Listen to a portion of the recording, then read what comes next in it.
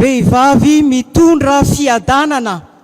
Izany no lohahevitra entiny sampana Dorkasy manamarika ny andron'ny vehivavy amin'ity taona 2024 ity.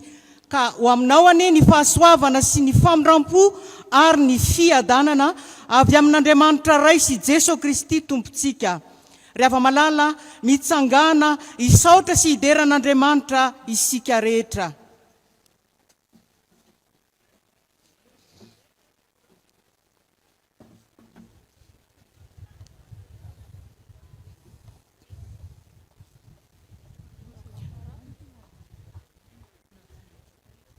Aleluia!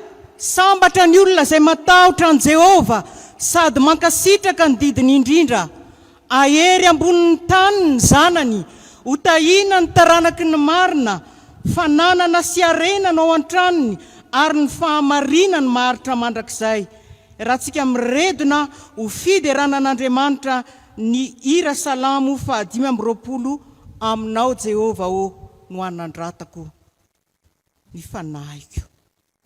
Aminao Jehova no anandratako ny fanahiko, Andriamanitro,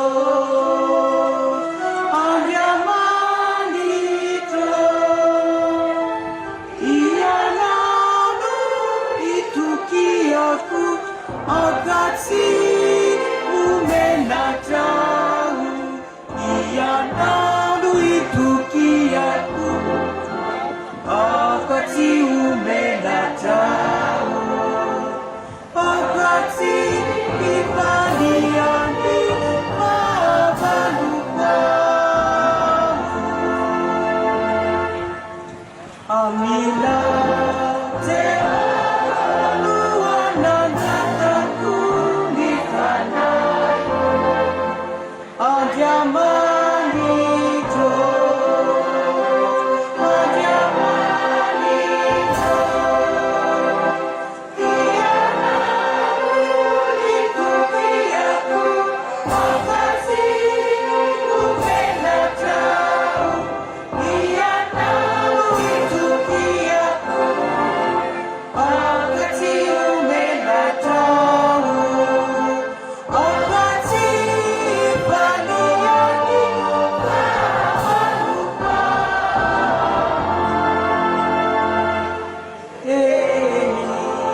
Jiso omenatrao zay rehetra miandranao, fa izaho mivadika foana re no omenatrao.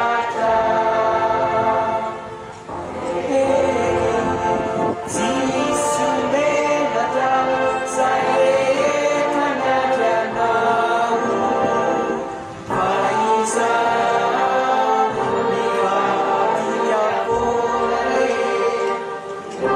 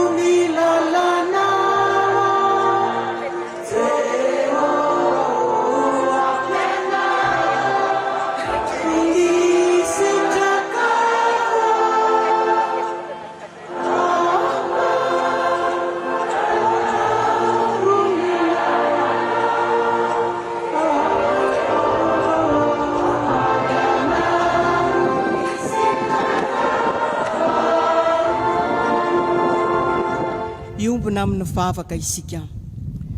Eto amin'izao toerana izao Andriamanitra no iantsona ianao, anandratana ny anaranao masina, asandratray ho anao ny fiderana sy ny fankalazana ny anaranao, vokatry ny fo manaiky ny anaranao. misaotra anao izay ry tompo ny amin'ny afahanay miombona amin'ny vehivavy rehetra maneran-tany amin'izao andro ny vehivavy izao. Misaotra anao izay amin'ny nanaovanao anay ho vehivavy, ho renim-pianakaviana, ho vady sahaza, ho vehivavy mpitovo, ho zazavavy.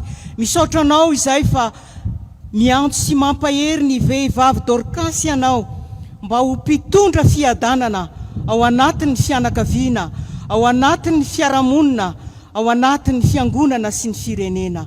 Atolotra ianao irery ny voninahitra ny amin'izany antsonao aminay izany. Amin'ny anaran'i Jesosy Kristy Tompo no anaovanay ny vavakay. Amen. Petrakisika.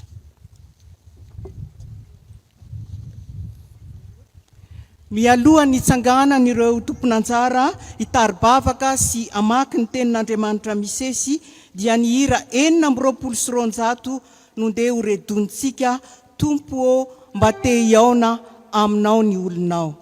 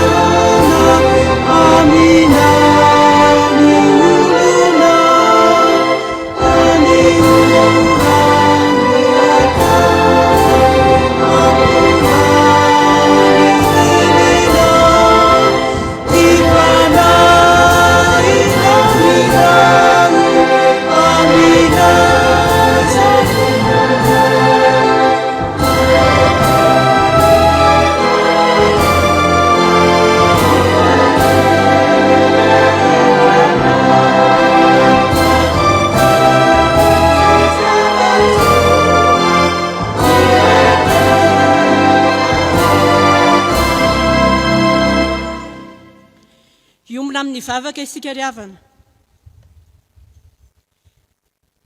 Indreto izay Andriamanitra faly misaotra anao ny amin'ity ora sarobidy ity omenao anay. Dia ny fotoana hitenenanao amin'Andriamanitra aminay vahoakanao. Sokafy ary tompo ny vavadi-tsaina rehetra ahafahanay mandray ny teninao. Ny mpanomponao izay hamaky ny teny sy hitondra ny hafatrao amin'ny alalan'ny toroteny dia samy ho fenonao ny fanahy masina ary toy izany koa ny vahoakanao izay hiaino ka ho mpiaino mankatoa ka tsy hisy hamita teny izahay na dia iray aza tonga eto fa handray aina avy amin'ny teninao hitombo amin'ny finoana sy ny fahalalananao Andriamanitra noho ny amin'i Jesosy Kristy ilay teny tonga nofo no anaovanay ny vavaka. Amen.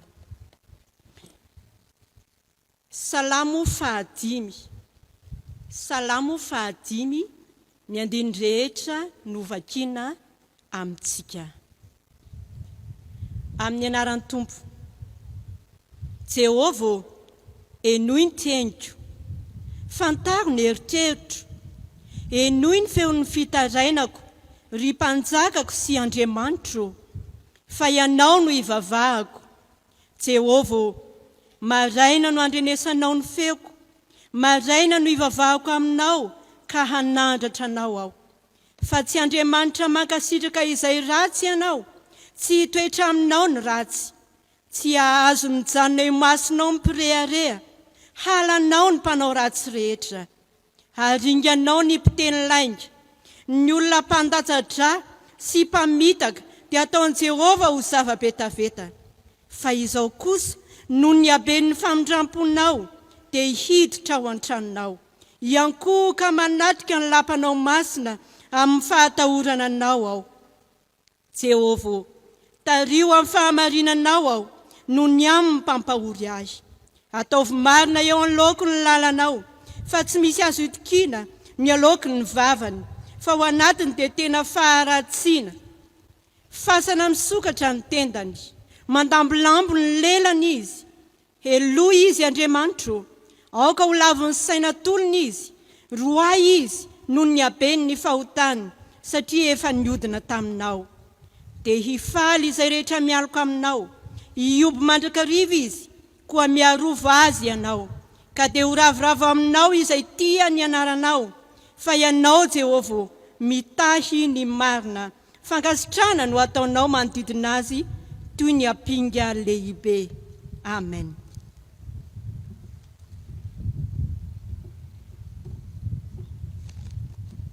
Mbola hotoizantsika amin'ny famakiana ny soratra masina araka izay voasoratra ao amin'ny filazantsara ny Jaona. Jaona 7:17-20 ka hatramin'ny 1:20 ary Romanina 7:7 ka hatramin'ny 20. Romanina 7:7 ka hatramin'ny 20. Jaona 7:17 ka hatramin'ny 1:20. Rehefa samy nahita dia izao hamaky azy amin'ny anaran'ny Tompo. Fa Andriamanitra tsy naniraka ny zanaka ho amin'izao tontolo izao, hanameloka izao tontolo izao, fa mba hamonjeny izao tontolo izao. Izay mino azy dia tsy hoeloina, fa izay tsy mino kosa dia efa voaheloka rahateo, satria tsy nino ny anaran'ny zanaka lahy tokan'Andriamanitra izy. Ary izao no fanameloana, fa tonga amin'izao tontolo izao ny mazava, nefa aleon'ny olona ny maizina toy izay ny mazava, satria ratsy ny asany. Fa izay rehetra manao ratsy dia mankalaza ny mazava, dia mankahala ny mazava, sady tsy manatona ny mazava. Fandrao hita miariary ny asany, fa izay manao ny marina kosa dia manatona ny mazava, mba haseho ny asany fa atao amin'Andriamanitra izany. Romanina 7:17 ka hatramin'ny 20. Ahoana ary? Manan-kavaly va isika? Tsy akory, fa efa voalazantsika rahateo ho mpanota avokoa, na ny jiosy na ny jentilisa. Araka ny voasoratra hoe, tsy misy marina na dia iray akory aza. Tsy misy izay mahafantatra, tsy misy izay mitady an'Andriamanitra.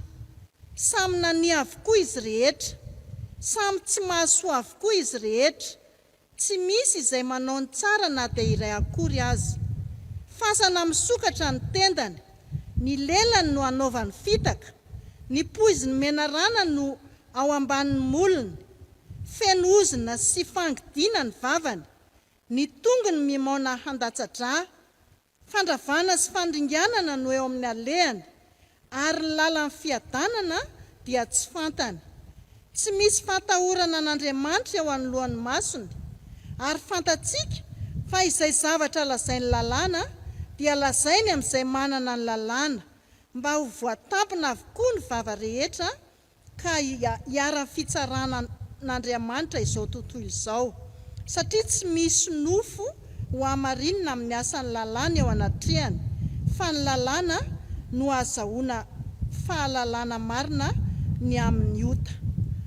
Amen. Ray masino, manavasirana amin'ny fahamarinana, ny tenao ny fahamarinana. Eo am-pitsanganana no anaovantsika ny hira 7:7 hitsenatsika ny afatry ny tenin'Andriamanitra. Mivory eto izahay.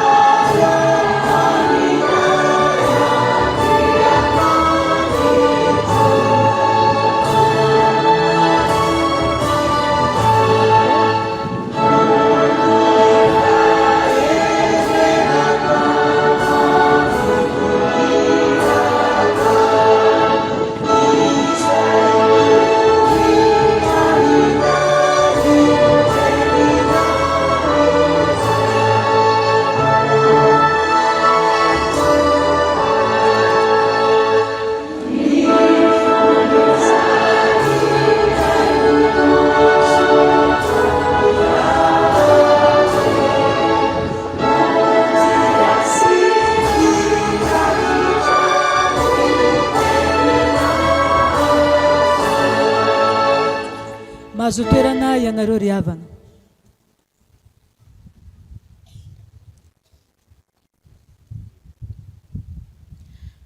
Mbola hivavaka isika. Tompo malalo hoe indray ny hafaliany fonay fa tsy vitany miombona amin'ny vehivavy rehetra maneran-tany ny amin'izao andro voatokana ho an'ny vehivavy izao izahay, fa afaka ihany koa miombona eto andreny teninao, ary tsy misy sarobidy ho anay mihoatra noho izany.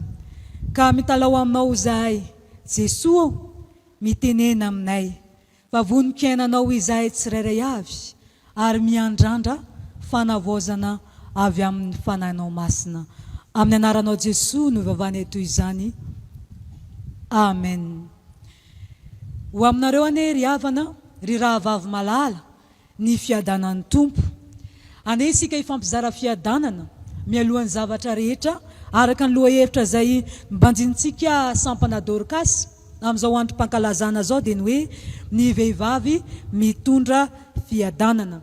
Ka itodiony eo anilanao, zarao amin'ny fiadanana, teneny izy hoe ho aminao ane ny fiadanana, ho amin'ny ateraky ny kibonao andrasa aloha e.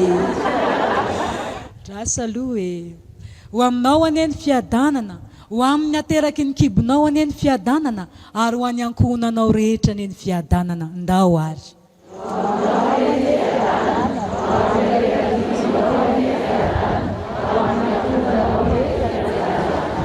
Amen. Ho tanteraka amintsika rehetra tokoa ane izany rehetra izany.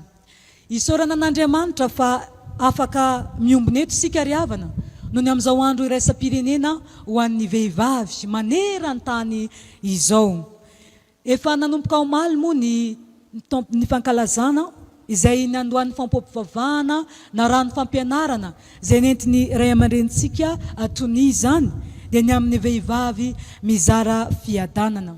Ny fiadanana dia raha atao tsotra dia hoe fananana fahatoniana anatiny, fananana filaminana anatiny, ary fananana firindram-piainana ihany koa. Koa raha izany no atao hoe fiadanana, dia ny olona manahoana no tokony afaka hizara fiadanana na hitondra fiadanana ho an'ny hafa. Andeha isika hianatra ny amin'ny Davida, omaly moa vehivavy no nataontsika modely, fa androany andeha ihany koa ny lehilahy ho ataontsika modely, satria na ny vehivavy na ny lehilahy afaka mizara fiadanana avokoa. Salamo 5:1 hatramin'ny 2:20, zany hoe nandininy rehetra no ndeha hojerentsika an'izany hoe vehivavy mitondra fiadanana izany.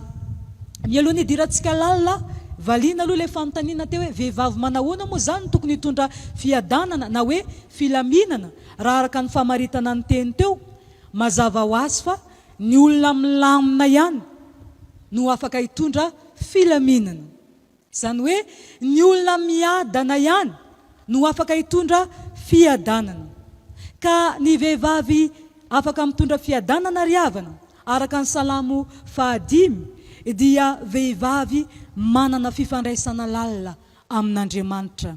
Nandiny voalohany hatramin'ny 7 no afana milaza izany. Tsy averiko vakiana tsony fa efa mazava tsara namakin'ireo rahavaviko izany teny izany teo. I Davida, raha araka ny filazana eto, hitantsika fa manana fahazarana tsara. Ny fahazarana miona sy miresaka amin'Andriamanitra mialohan'ny zavatra rehetrarehetra. Tsapa sy hita ao anatin'ny firafitry ny resaka izay ataon'ny Davida eto, fa tena akaiky an'Andriamanitra izy. Eno any ny filazany dika teny iombona anazy, Tompo, eno reny teniko, aoka ho tandronao ny senti-poko, ka ho enonao ny feoko, Tompo. Tahaka n'ilay fanaontsika, raha olona tsy akaiky atsika, sarotra amintsika hitena aminazy hoe morsea mba eno mo reny teniko e. Fa tsy maintsy olona akaiky ny fotsika ihany no ahafahantsika milaza an'izany. Olona mifandray amintsika matetika no ahafahantsika milaza tahaka an'izany, mba eno reny feoko e. Misento ane zahay, na tsy miteny aza tonga dia fantatra hoe tahaka an'izao ny toe-pon'izany olona izany. Hita ihany koa fa tsy zavatra kisendrasendra ny fionana amin'Andriamanitra eto fa voaomana. Araka ny 1:4 ndika teny ombona ihany no vakiako. Vao maraina hozy Davida dia miona ny ho raisinao. Miomana ny ho raisinao. Amin'ny Davida zany zany fionana amin'Andriamanitra zany zavatra sarobidy zany, ka tsy ataotao fahatany fa ilana fiomanana fatratra.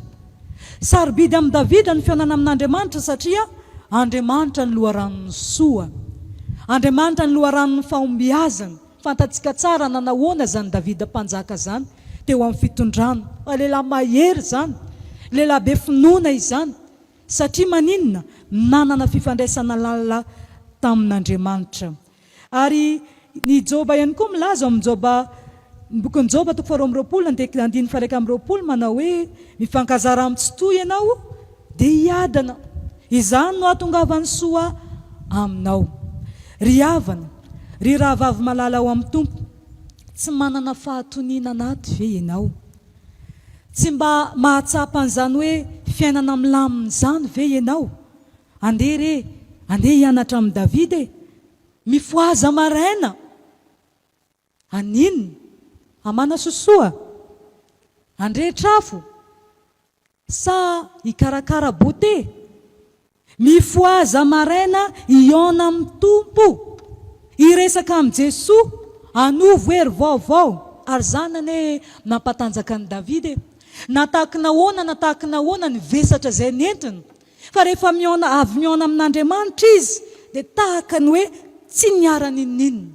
Lasa mahery indray, lasa feno fifaliana, afaka miatrika ny zavatra rehetrarehetra. Indraindray ry havana isika ry rahavavy malala, mitaraina hoe za nge dia mba maniry mba teo tahaka ny ihany, izy ane dia mahavahatra ny fo maraina mihitsy, mampitsiriritra mihitsy, za ane dia mahafiady, sarotra ane ny fiainako tsy mba tahaka an'izy ireo milamindaminy ireny, za dia tsy mba manana fotoana. Iza zany no andrasantsika andamina ny fotoanantsika, mba hananantsika fotoana ionana amin'Andriamanitra. Miankina amiko ihany io ry havana, miankina aminao ihany io. Raha te hiadana isika, raha te hanana izany fiadanana izany, mifankazara amin'ny tsy toa, fa ilamina ny fiainanao ary hitondra filaminana ho an'ny ankohonanao ihany koa ianao. Satria maninona? Satria tsy mibaby enta mavesatra. Hitanareo Davida, vao mifoha maraina izy dia efa miomana fatratra iona aminao. Hitondra an'izay etaetam-panany rehetrarehetra, ny faniriany rehetrarehetra, ny enta mavesatra rehetrarehetra. Jesosy raha teo moa dia miteny hoe mankanesa ty amiko ianareo izay miasa fatratra sy mavesatra entana, fa izany no hanome anareo fitsaharana. Ry rahavavy malala, mambolia fahazarana tsara ihany koa tahaka ny Davida, mba hananantsika an'izany fiadanana izany. Fa isan'ny mahatonga antsika reraka ny enta mavesatra omaly, mbola iny ihany koa babena androany, mbola iny ihany koa miampy ny androany, babena mpitso, dia miampy foana. Reraka ve ianao? Mifoaza maraina, mifankazara amin'ny tsy toa, mambolia fahazarana tsara. Fa sitrak'Andriamanitra ane ny hananantsika fiadanana, fa mila manao dingana sika, alaminy ny fandaharam-potoananao, miona amin'Andriamanitra, mialoha ny zavatra rehetrarehetra atao, atombohy amin'ny fionana amin'Andriamanitra ny tontolo andronao. Izany ry havana ny vehivavy afaka hizara fiadanana, satria maivamaivana izy hiatrika ny tontolo andro. Tsy misy zavatra mamatopatotra azy tsony ao, voavelany elony, mahazo aina vaovao izy, ka afaka miona amin'ny namana ary mizara fifaliana ho an'ny ankohonany ihany koa. Ary tsy vita an'izany ihany, fa ny vehivavy afaka hitondra fiadanana ihany koa dia vehivavy matahotra an'Andriamanitra. Araka ny 1:4 hatramin'ny 1:5. Raha iresaka fahatahorana an'Andriamanitra isika, raha ny filazany amin'ny salamo eto no jerena, dia ny fahatahorana an'Andriamanitra dia miantomboka amin'ny fahafantarana an'Andriamanitra sy ny fanekena azy ihany koa. Mahafantatra ny toetra an'Andriamanitra. Ambaran'i Davida eto fa Andriamanitra tsy tiany ratsy, hoy ny 5 tapany A. Tsy mba Andriamanitra tiany ratsy ianao, alanao ny mpanao ratsy, maharikoriko anao ny mpandainga, mpamitaka, mpamon'olona. 7. Ary Andriamanitra mamaly ny asany tsirairay avy ihany koa.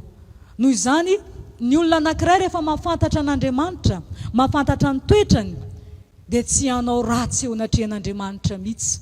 Fa tonga olona mpanaja an'Andriamanitra, araka ny 7 tapany B. Tonga olona vonona hianatra sy handeha araka ny lalan'Andriamanitra. Satria fantany tsara fa ilay Andriamanitra tsy tiany ratsy, dia tsy hisangisangy aminy mihitsy. Izany mahatonga azy mitandrina fatratra amin'ny alehany rehetrarehetra mba tsy hananana nenina rehefa any aoriana any. Araka izany ry havana malala, ny olona tsy matahotra an'Andriamanitra, ny olona tsy matahotra an'Andriamanitra tsy afaka hizara fiadanana na oviana. Tahaka ny Kaina. I Kaina nera natahotra an'Andriamanitra tsy namono ny rahalany.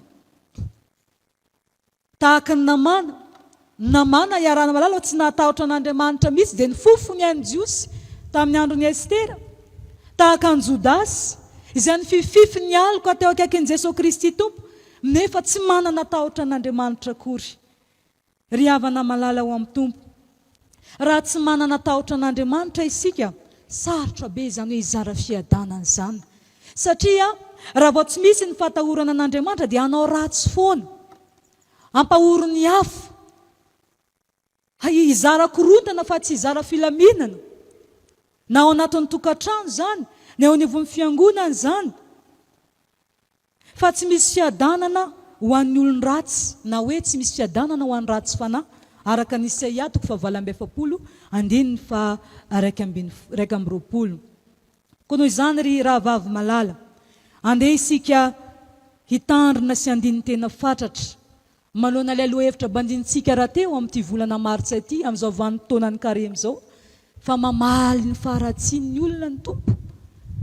Isika rehefa miteny hoe olona ratsy fanahy, matetika tonga dia hoe tsy zaho zany, jentilisa zany, ireo izay tsy mino an'Andriamanitra zany. Fa tandremo,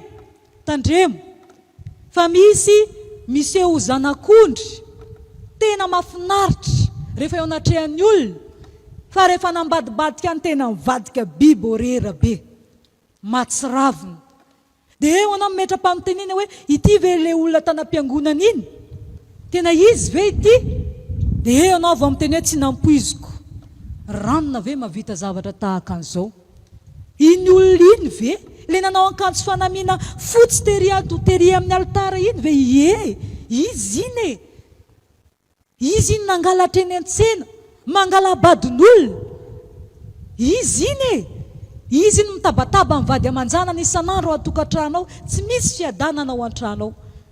Rehefa mifankahita ty amin'ny fivoriany samy Dorkasy, manahoana rahavavy malala, tsikitsiky tsy tsotra izany fa mimpihana ery.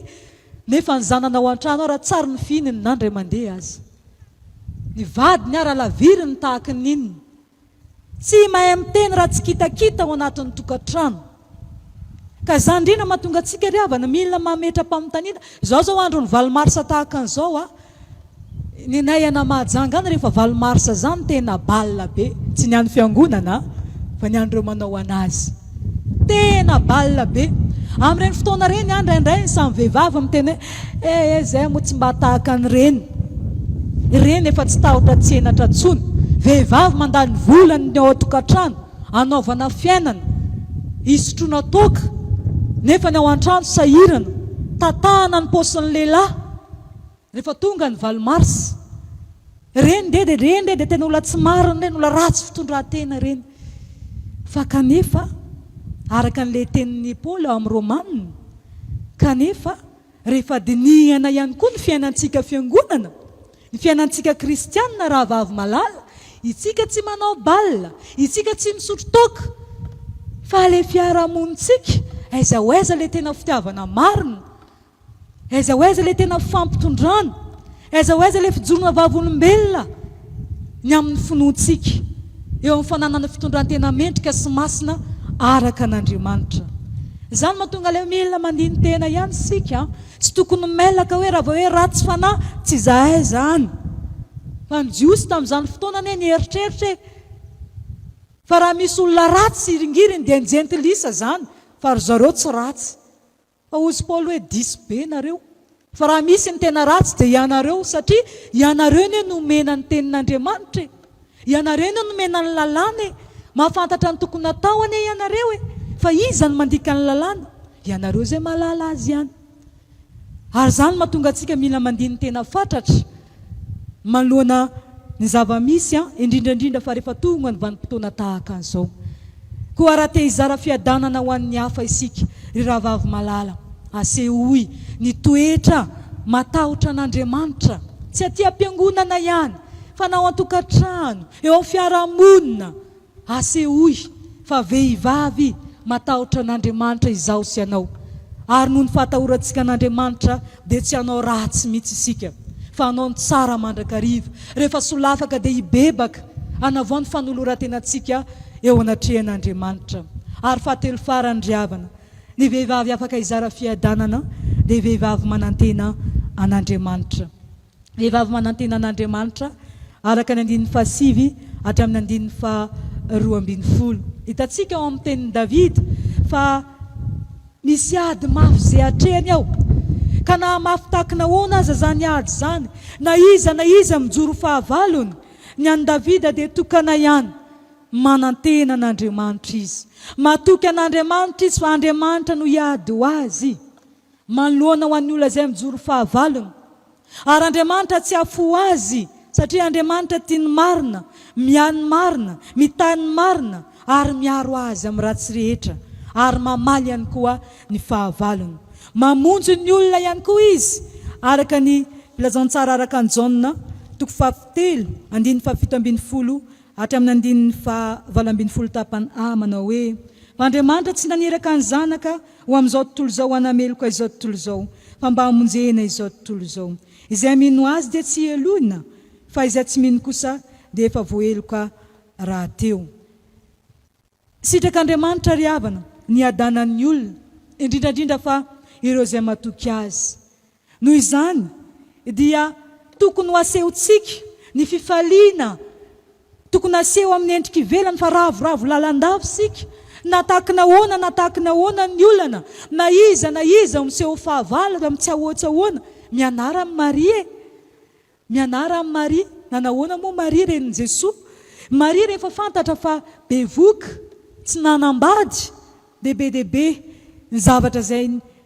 nampiayay an'i Josefa be ny zavatra izay nanahirana raha izany tokoa moa ny fantatry ny olona anahoana Maria ary hita fa teny teo fa mitombo l'ekipo eo amin'ny fiarahamonina sarotra be zany fa ny an'i Maria ahoana ozy Maria na dia teo ara zany rehetra izany na dia mavesatra azy izay fanompoana nomena azy dia ozy Maria hoe ny foko mankalaza ny tompo ary ny fanahy fa ravoravo tamin'Andriamanitra mankalaza an'Andriamanitra mandrakariva ny vehivavy natahaka nahoana ny vesatra izay mety entina eo amin'ny fiainana satria maninona satria manantena an'Andriamanitra mandrakariva matoky fa miaro Andriamanitra matoky fa mandamina ny fiainan'Andriamanitra ary mamonjy ihany koa ry hava malala ao amin'ny tompo ry rahavavy malala te hizara fiadanana ve ianao manantena an'Andriamanitra aza mianatra ny ataon'ny sasany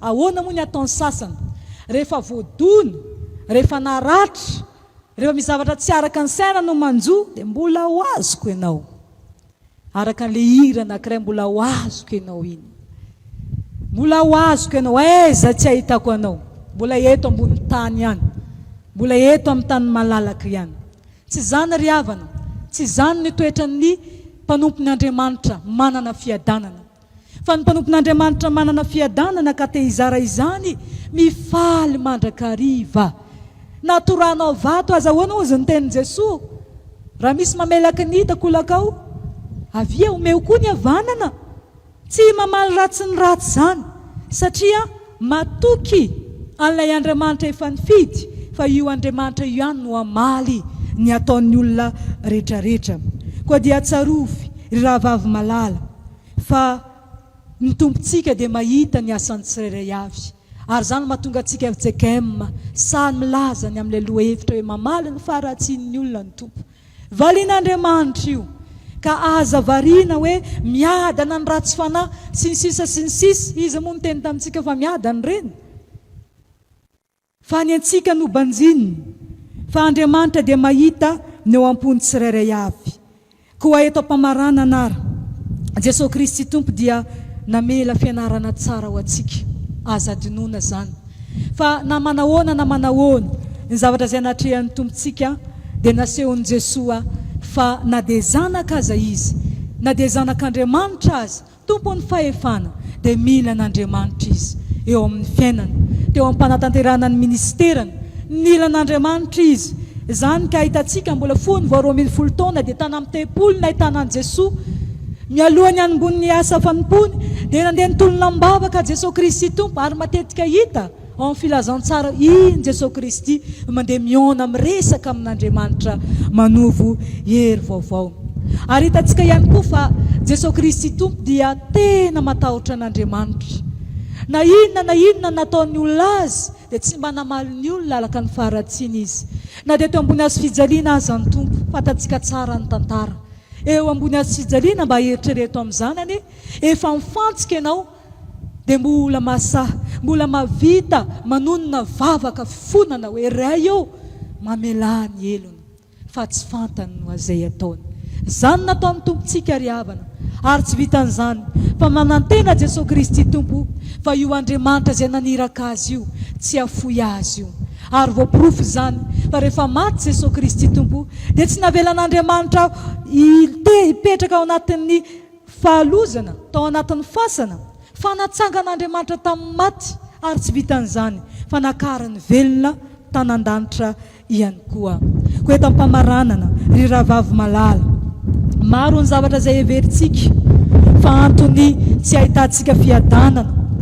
Indraindray tsika amin'ny teny hoe ny vady maditra, ny zanaka maditra, ny asa tsy misy, ny vola kely, ny fianakaviana mikorontana, tsy misy fiadanana e, tsy misy zavatra manjary. Ahoana moa ny ampiadanana? Fa zao no voalazan'ny mpitoroteny, tsy misy zava-baovao eto ambonin'ny tany. Ny zavatra omaly ihany no miverin'androany. Efa ratsy hatr'izay ny fiainana ary mbola ho ratsy foana ny afitsiko ny zanak'olombelona eto ambonin'ny tany. Fa ny antoka azahoana fiadanana miankina amin'ny fanapahan-kevitra io, miankina amin'ny fanapahan-kevitra ao. Mahory anao ve ny toerana misy anao ankehitriny? Mahatsaro fijaliana ve ianao tsy misy fifaliana?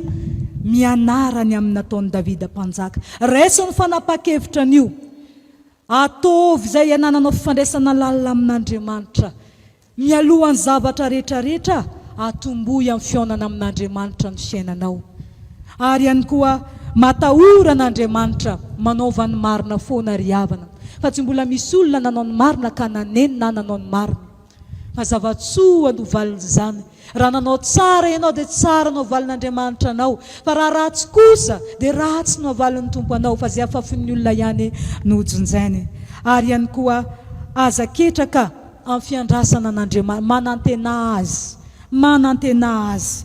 Fa Andriamanitra dia mitana ny teniny mandrakariva. Rehefa niteny izy hoe hitay anao aho dia hitay anao tokoa izy zay. Rehefa niteny izy hoe ombanao aho, ombanao tokoa izy zay. Koa mahereza ry havana malala. Raha te hizara fiadanana ianao, ataovy aloha izay hananana ny fiadanana. Raha te hanana an'izany fiadanana izany dia manana ny fifandraisana lalina amin'Andriamanitra, matahora an'Andriamanitra ary manantena an'Andriamanitra ihany koa. Man'Andriamanitra rery ihany voninahitra ho amintsika kosa izany teny izany. Amen.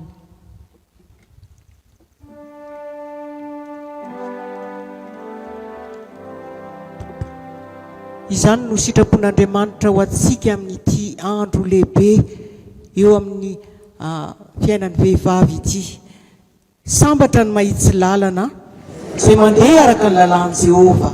Sambatra izay mitandrina ny teny vavolombelona ka mitady azy amin'ny fona rehetra.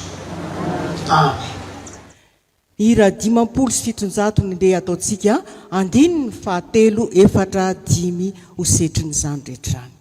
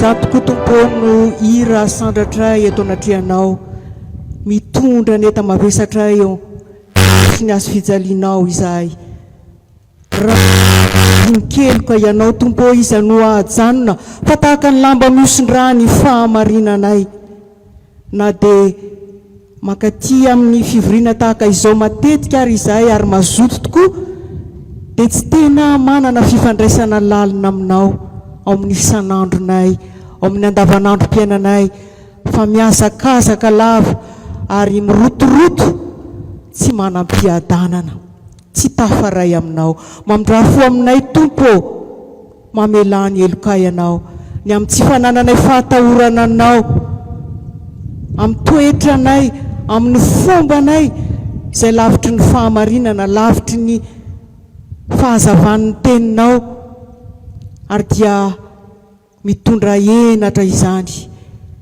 eo amin'ny fiainana maha-kristianina anay manondro molotra ny mpiaramonina satria anarany maha-Dorkasy kanefa mbola hafa ny toetranay tsy fahamarinana no manjaka aminay mikorotana ny tokantranonay ary feno fahalovana ny fiainanay manantona anao zahay tompo ianao izay maty teo amin'ny azo fijaliana ho anay nitondra ny enta mavesatray no tononay ankehitriny mangataka sy mifona aminao zahay tompo manadiovanay amin'ny alalana rano masina anadio anay tramin'ny fietretanay ialanay amin'ny fahafatesana ho amin'ny fiainana anomponay an'Andriamanitra velona amin'ny anaran-tsoanao ry Jesosy Kristy no anaovanay izany vavaka izany amen.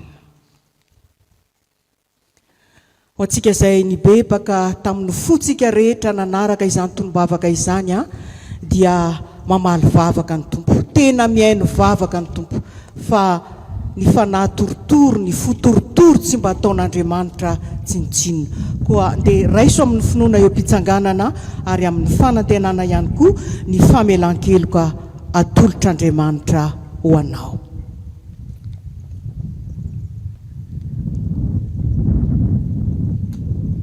Hoy ny tompo aminao ho sitraniko ny fihodinanao ho tianao tsy vozonanao fa efa niala ny fahatezerako iza no hiapanga ny olombafidin'Andriamanitra Andriamanitra no manamarina azy iza no manameloka Kristy Jesosy no efa maty ka mitoetra eo ny tananakavan'Andriamanitra ary mifona ho antsika voavela ny elokareo noho ny anarany masina miderany tompo fa sambatra ny olona izay voavela ny elony sy voasarona ny fahotany sambatra ny olona izay tsy sainy Jehovah eloka ary tsy misy fitaka fanahy amen. Firana fanampiny faevatra amin'ny telopolo andininy faharoa.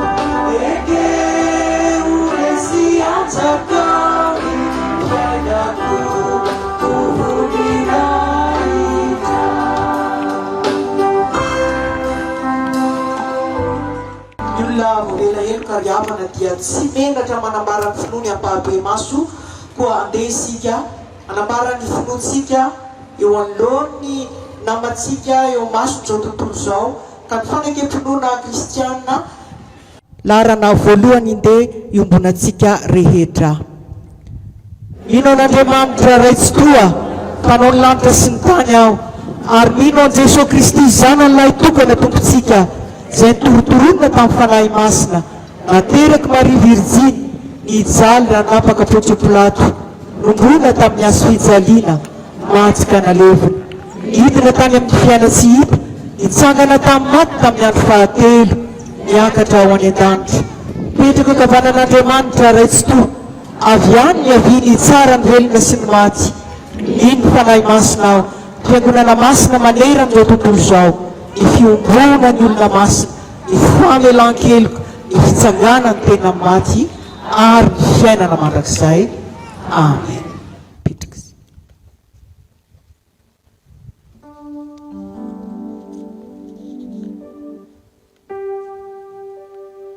dia manantitra ny fiarabana antsika rehetra natratra izao vanim-potoana lehibe amin'ny andro ny vehivavy ity andro ity vehivavy maro analikisa manerana ny tany no manamarika izao andro lehibe izao ary dia tononona aminao ny fiadanany tompo iroso amin'ny raha samihafa tsara ho fantatra isika ary dia mangataka ny tomponanjara anambara izany.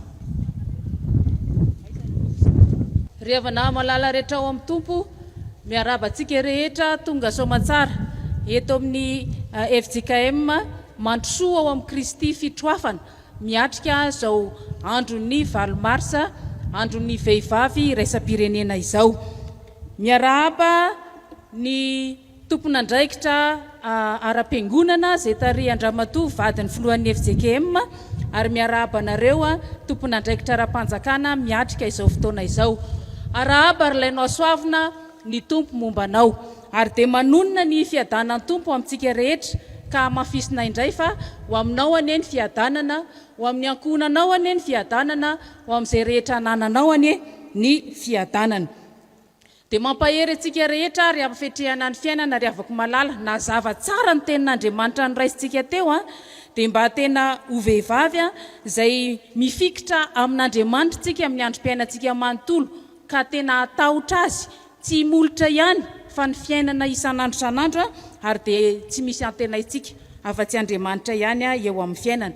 Dia misaotra indrindra tompoko ny amin'ny fahatongavana amin'izao fotoana izao fa ny antsika ny fankalazana ny valo Marsa dia fionana amin'Andriamanitra ary dia tena ho tafahoana amin'Andriamanitra ny tsirairay avy hitombo finoana androso herim-panahy tena ho vonto ny filazantsara afaka hanova ny tantaram-piainana indray amin'izao manaraka ho avy izao ka tena vehivavy matahotra an'Andriamanitra.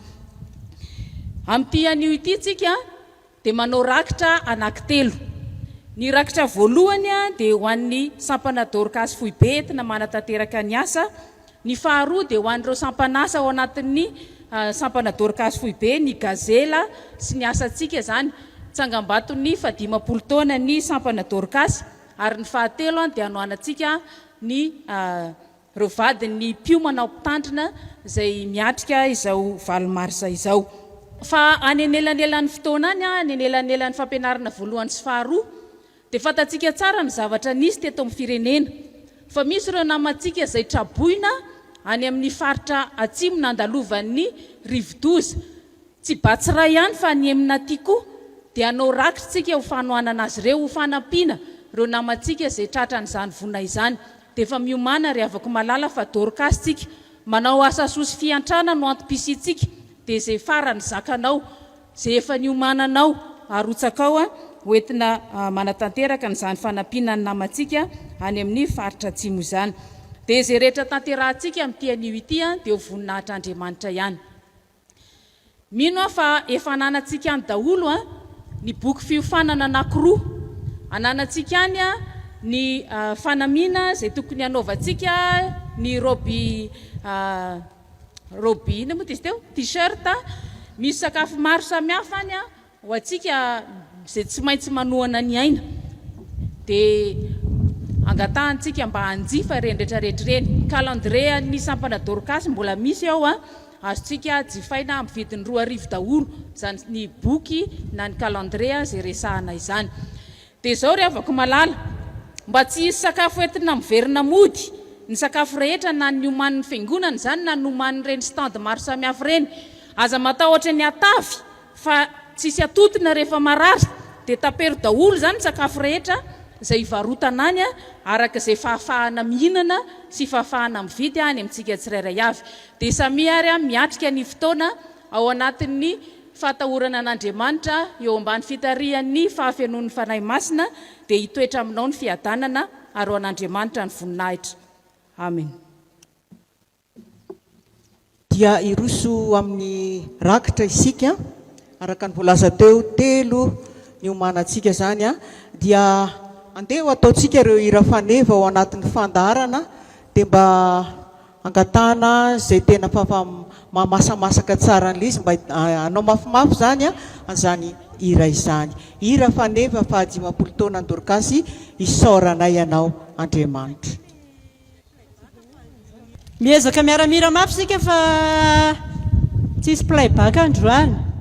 Isaoranay ianao Andriamanitra nanomeny aorakitra taona maro noho ny joro atriny elabe ny Dorkasy miaina minioe ary anareo koa dia vavolombelona anambarany Kristy fihavanantsika ka mijoro amazoto mba velona maofirasantsara soa antokika. Toizatsika ary anoizana andrakitra hira fanevany 20 taona ny vehivavy Dorkasy FJKM.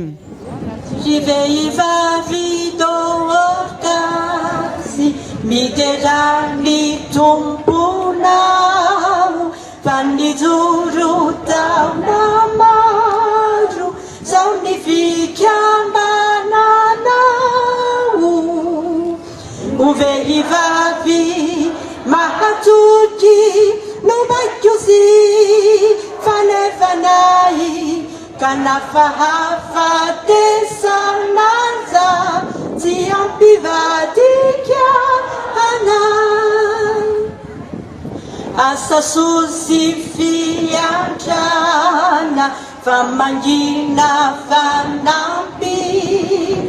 fanampina tsy voafetra zany reno tariketra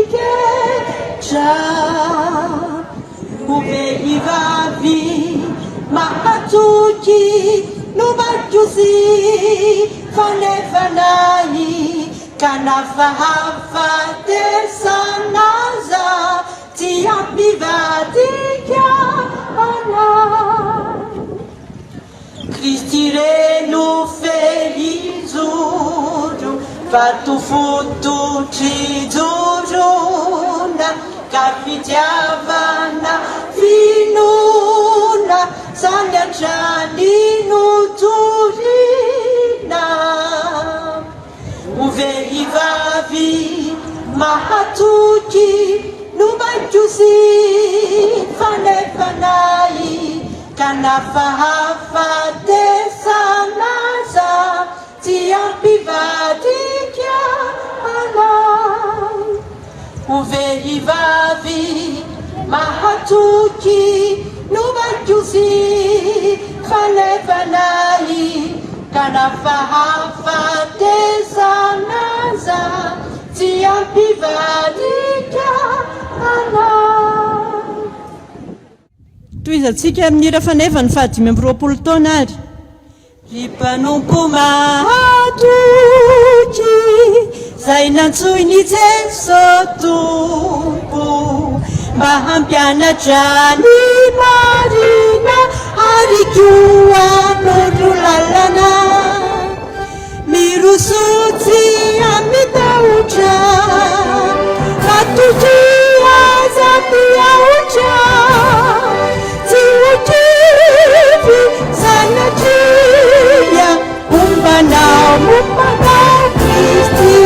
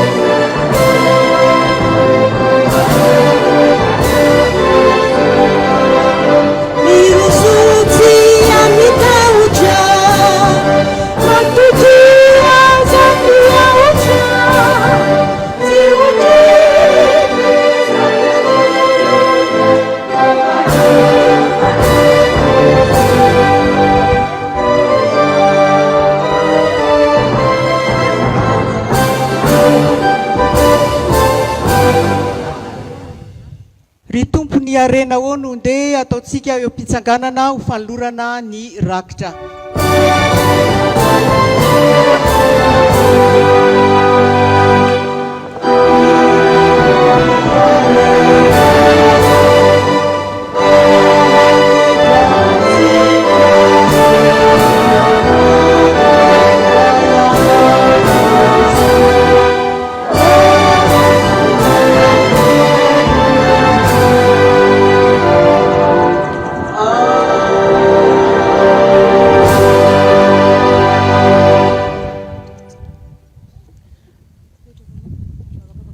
Sao dia iroso amin'ny vavaka fangatahana isika dia iroso amin'izay ny tompona anjara anao izany.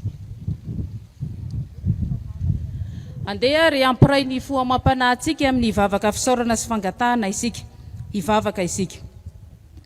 Tompo ray any an-danitro, indreto izahay manatona anao, misaotra anao ny amin'ity andro ity izay nomenao anay nafahanay ny eona taminao. Misaotra ny amin'ny alehibe ny fitiavanao anay, fa ianao mihitsy nefa ny antso sy ny taonanay mba hiatrika anao dia noraisinao izahay. Makasitraka Tompo ny amin'ny teninao izay nomenao anay, ary indreto izahay izay nandre izany teny izany tena mivonona mihitsy ny ankatoanao ka anana fifandraisana aminao amin'ny androm-piainana sisa rehetra izay omenao anay, ary dia atahotranao izahay sady anatenanao irery ihany. Isaoranay anao koa ny fampianarana izay mbola omenao anay afaka fotoana fohy, ary anoratra ny teny ao am-ponay tsirairay avy ianao ahafahanay mankatoy izany. Misaotra anao izahay ny amin'ny famindramponao ary izay nampiarinao aminay tsirairay avy ka nahafahanay velonaina soamatsara afaka niatrika ity fotoana ity. Tompo, raiso ny fisaorana tolotra ianao ny amin'ny zavatra rehetra mihitsy tsy ary voatanisa ataonao eo amin'ny fiainanay tsirairay avy, fa ny fahavelomanay sy ny antony dia avy aminao avokoa izany rehetra izany, fa tsy misy avy aminay na iray aza. Dia raiso ary ny fisaorana tolotray amin'ny anaran'i Jesosy Kristy. Ary dia mangataka aminao zay Tompo ho anay tsirairay avy izay nandresy nandray ny teninao izay nomenao anay teo. Ianao Andriamanitra no anjaka ao am-ponay rehetra, dia ho hita taratra eo amin'ny fiainanay ny mahaolonao anay, ary dia ny fiainanay tsirairay avy ny fahavelomanay dia ho voninahitra ao Andriamanitra ray. Misaotra anao izahay fa mbola afaka miaraka miombom-bavaka eto mangataka ho an'ny fiangonan'i Jesosy Kristy eto Madagasikara izay misy anay. Ianao Andriamanitra no efa nanangana ny fiangonana, ianao no mampijoro azy mandraka ankehitriny, dia ianao no ametrahanay hatrany izany fiangonanao izany, mba ho fiangonana velona fahazavana eto amin'ity toerana ametrahanao azy ity eto Madagasikara sy any ampitan-dranomasina any. Mivavaka aminao zay ho an'ny tompona andraikitra rehetra ao anatin'izany fiangonan'i Jesosy Kristy eto Madagasikara izany, manomboka any amin'ny FtvFjkm izay tarihan'ny filohan'ny FJKM Dr Ardremasoa mitondra. Ianao Andriamanitra no hiasa ao anatiny, ho an'ireo birao mpiara-miasa aminy, ho an'ny mpiandraikitra fohy be, ho an'ny tompona andraikitra maro samihafa any anatin'ny synodam-paritany, ny isam-pitandremana. Ianao Tompo no andray an-tanana, dia hiasa ianao fa ianao ny tompon'ny asa, ary raha miasa ianao tsy misy mahasakana. Tonononay manokana ny asa tanterahanay dia ny azakazaka masina izay iombonany ny FJKM rehetra. Ianao Tompo Andriamanitra no anafiery ny mpanomponao ahafahana manatanteraka izany asa izany. Amin'ity andro talata ity dia miombona eto izahay sampana Dorkasy, mivavaka mba ho voaorina ny sekoly 1:10 vaovao, ary mivavaka izahay mba ho voaorina ny université telo vaovao, dia mivavaka izay mba hivoaka sy ampiasaina amin'ny fomba matotra ny boky soratra masina iainana ho fampiainana ny soratra masina ny sekoly FJKM. Ary dia mivavaka ihany koa izay Tompo mba ho vita ireo trano any amin'ny imery Mandrosoa Spaa10.Vehivavy izay tsangam-baton'ny faha-100 taona ny sekoly protestante FJKM. Miaino ny fivavaka ianao fa iombonanay kristianina FJKM rehetra apetraka eo am-pelantananao izany amin'izao andro talata izao. Ny fitorinan'ny filazantsara atao eto amin'ny nosinay apetraka eo am-pelantananao mba ho voto izany izay mandray ny filazantsara, dia filazantsara afaka manova ny tantara. Apetraka eo am-pelantananao Tompo Andriamanitra ny traboina izay nandalovan'ny rivo-doza, amin'ireo synodam-paritany maro samihafa eto anivon'ny FJKM. Tompo, efa napetraka eo am-pelatananao zany dia mbola apetraka mandrakariva eo am-pelatananao hojerenao amin'ny indrafonao ny tsirairay avy izay niaran'izany, ampahirezinao Tompo Andriamanitra, ampitrakanao sy ampijoroanao vavolombelonao mandrakariva na ao anatin'ny sarotra aza, fa izany no takianao aminay. Dia ny fanomezana izay atolotra eo azy ireo dia ianao no hita zany fa kely ihany Tompo, tahaka ny mofo 5 sy azan-drano 2 dia ampitomboinao mba ahefa amin'izay ikasana azy ny fanomezana rehetra izay atolotra afaka fotoana fohy. Raiso Tompo fa ianao mihitsy no amatananay izany fanomezana izay atao izany. Ndreto izay miombo-po mampanahy mivavaka ho an'ny Ndramatoa Randriamanana valim-bavaka mpitandrina izay filohan'ny sampana Dorkasy FJKM. Tompo misaotra anao izay ny amin'ny fiatsaran'ny fahasalamany, fa tena mitalao aminao izay mba hosotranonao tanteraka izy. Tena ilainay izy eto anivon'ny sampana Dorkasy, ary tsy izahay ihany fa amin'ny mareni-pianakaviana azy ao ankohonana, amin'ny mahampitandrina azy any amin'ny fitandremana sy amin'ny asa maro samihafa izay antsoinao azy Tompo, ahafahany mandray andraikitra indray dia hanasitra anazy ianao. Tena angatahanay amin'ny anaran'i Jesosy Kristy izany. Kasio izy dia hiala ny aretina rehetra izay any anatiny any, fa ianao Tompo Andriamanitra nefa nitondra ny diakapoka hasitrana anay dia matoky ny fanasitrananao feno izany mpanomponao izany izahay. Apetraka eo am-pelatananao Tompo ray any an-danitra ny Brao Dorkasy Foibe izay mandray an-tanana ny asan'ny sampana Dorkasy. Ianao Tompo Andriamanitra no anafery azy ireo, ahafahany manefa ny anjara fanompoana izay ny antsoinao azy, ny tompon'andraikitra rehetra ao anatin'izany sampana Dorkasy Foibe izany dia apetraka eo am-pelatananao. Tahaka izany koa ny tompon'andraikitra rehetra ny anivon'ny synodam-paritany eny, ny sampana Dorkasy synodam-paritany, ny sampana Dorkasy isam-pitandremana, apetraka eo am-pelatananao izany ary azononao manokana ny tompon'andraikitra fa hiezaka hiazonanao araka izay ny antsoinao azy ihany koa. Dia misaotra anao izay Tompo, afaka mametraka ny fiangonanao, ny tsirairay avy ao anatin'ny fiangonanao eo am-pelatananao. Apetraka eo am-pelatananao ny namanay izay azony tsy fahasalamana teo, anasitrana azy ihany koa ianao ary aneo ny herinao. Ny firenenay apetraka hatrany eo am-pelatananao, ny manam-pahefana rehetra manomboka any amin'ny filoham-pirenena hatramin'ny farany ambany indrindra amin'ny fahefana eto anivon'ny firenena dia ianao Andriamanitra ampitodika azy ireny ao aminao, ananany fahatahorana anao hitondran'ity firenena ity arak'izay akasitrahanao dia iainanay vahoaka malagasy izany. Amindra fosy antra ianao ary hijery ny firenenay ao anatin'izany famindram-ponao izany. Tompo Andriamanitra mihaino vavaka sy mamaly vavaka ianao, fohy ny fisainanay ka izay rehetra tsy voatonona ary kanefa tokony apetraka eo am-pelatananao no ny hafoizan'ny fisainanay dia efa inonay sahady fa fantatrao izany, ary efa miasa ianao araka ny fombanao izay tsy takatry ny sainay. Dia ny fiandrasana ny valim-bavaka, ny fandraisana ny valim-bavaka dia omeo anay tsirairay avy, izany ahafahanay tena misaotra anao sy mifikitra aminao mandrakariva. Izany vavaka izany ary Tompo dia atambatray amin'ilay nampianarin'i Jesosy Kristy anay manao hoe: Rainay izay any an-danitra, mamasina ny anaranao, ho tonga ny fanjakanao, atao any sitraponao ny dia-tany tahaka ny any an-danitra. Meo anay ny izay anasazy manday, ary mamelany elokay tahaka ny amelanay izay meloka taminay. Ary aza mitondra anay ao amin'ny fakam-panahy, fa manafahanay amin'ny ratsy, anao ny fanjakana sy ny hery, anao ny voninahitra mandrakizay. Amen. Dia misaotra an'Andriamanitra isika tonga ety amin'ny famaranana ny fotoana amin'ity tapakandro maraina ity. Ny hira 10.Fj.N.F no ndeha ataontsika mialoha ny anolorana ny tsodrano. 10.Fj.N.F hitsangana isika.